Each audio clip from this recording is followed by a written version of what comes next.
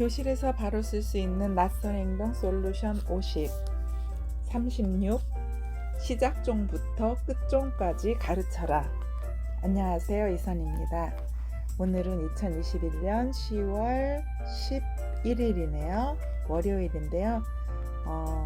10월 9일날 한글날 주말이었기 때문에 대체 휴일로 오늘 쉬는 날이어서 오늘도 출근하지 않고 휴일입니다. 오늘 여러분께 말씀을 드릴 것은 시작종부터 끝종까지 가르쳐라 라는 제목의 36장인데요.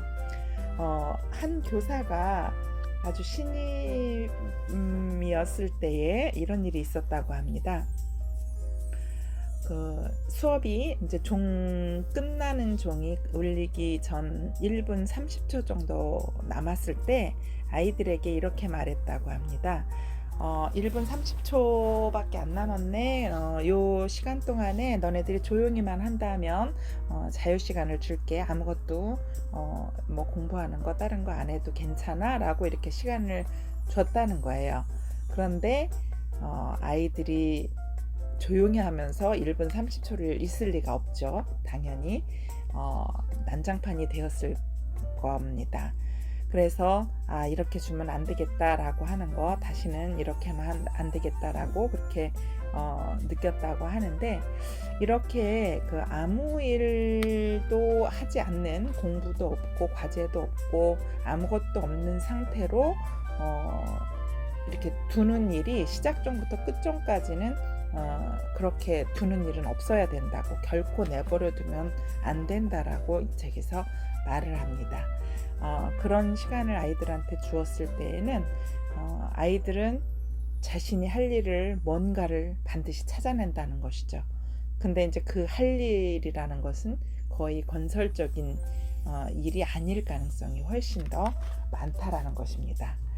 학생들을 시작종부터 끝종까지 바쁘게 계속 움직이게끔 해야 하는데 이런 일들은 좀 피하는 게 좋다고 합니다.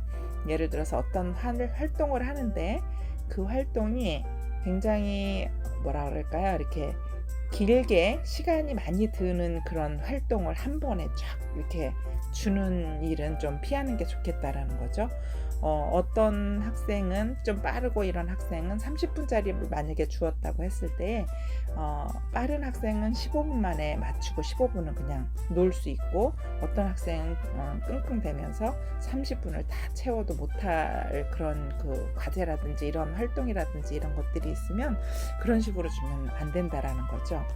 아이들한테는 좀 시간이 짧게 걸리면서 또 아이들이 전체가 다 관심을 갖고 거기에 참여를 할 수 있는, 그리고 그 다음 단계로 나가서 또 뭔가를 할 수 있는 그런 거를 이렇게 조각조각 이렇게 좀 잘라서 아이들한테 단계별로 해서 요거 했으니까 요거 다음엔 요거 하세요 라고 또 바로 이제 할 수 있게 한다든지 이런 식으로 하라는 거죠. 어떤 한 활동만 딱 해놓고선 한 30분 아니면 1시간 내내 그 활동을 하게끔 한다든지 이렇게 하면은 아까와 같은 그런 불상사가 생긴다는 것입니다. 그렇다면은 학생들을 계속 바쁘게 하고 참여하게 하는 활동을 계획하려면 어떻게 해야 되는지 여기에 몇 가지 조언을 하고 있습니다. 먼저 학생의 인풋과 참여를 가능하게 하는 학습자 주도적인 활동을 계획하라고 합니다. 두 번째, 간단하면서도 다른 활동으로 빠르게 넘어가는 활동을 계획하라. 세 번째, 논의 내용을 모든 아이가 참여할 수 있도록 구조화하라. 흥미있고 솔깃하여 참여할 수 있게 안내하라. 네 번째, 학생 모두가 모둠 내에서 구체적인 목적을 갖도록 모둠 활동을 계획하라. 다섯 번째, 만약을 위해 한두 가지 정도의 추가 활동을 항상 미리 계획하라. 여섯 번째, 과제를 일찍 마치는 아이를 위해서 항상 의미 있는 활동을 마련해 두라. 이렇게 조언이 나왔는데요. 학생들에게 적극적으로 참여를 유도하려고 하는 그런 그 방법들, 이런 것들을 좀 미리 생각을 해놔야 될 것 같습니다. 특히 좀 빠르고 빨리 마치는 그런 그 잘하는 아이들 있죠. 그런 아이들을 좀 신경을 써서 그 아이들이 끝났을 때에는 그 아이들은 어떤 활동을 조금 더 부가적으로 한다든지, 이러한 그 아이들이 관심 있게 뭔가를 더 확장시켜서 할 수 있을 만한 그러한 일을 좀 준비를 해서, 그런 학생들이 남은 시간에 그냥 놀지 않고 시간을 소비하지 않고 뭔가 능률 있는 일을 할 수 있도록 주는 것이 중요한 것 같습니다. 만약의 경우에 이게 아이들이 선생님이 계획하고 또 예상했던 시간보다 빨리 끝낼 경우들도 있잖아요. 또는 가끔 늦게 끝낼 경우들도 있긴 있는데, 이렇게 빨리 끝냈을 경우에 어떻게 해야 될지, 그래서 어떤 추가 활동을 미리 한두 가지 이렇게 준비를 해놨다가 그것을 사용하는 것도 좋은 생각이라고 생각합니다. 그래서 활동적인 학생들이 이렇게 뭔가에 어딘가에 참여를 할 수 있게끔 이렇게 수업을 유도해 나가면은 낯선 행동을 훨씬 많이 줄이게 됩니다. 왜냐하면 아이들이 거기 활동에 몰입하게 됨으로써 어떤 낯선 행동을 할 생각을, 그런 그 틈을 가질 수가 없는 거죠. 학습 활동 중에 학생들이 좋아하는 음악을 또 틀어줄 경우에는 일찍 끝난 아이들은 또 음악에 집중하면서 즐길 수도 있어서 조용한 분위기를 유지하는 데 또 큰 도움이 될 수도 있습니다.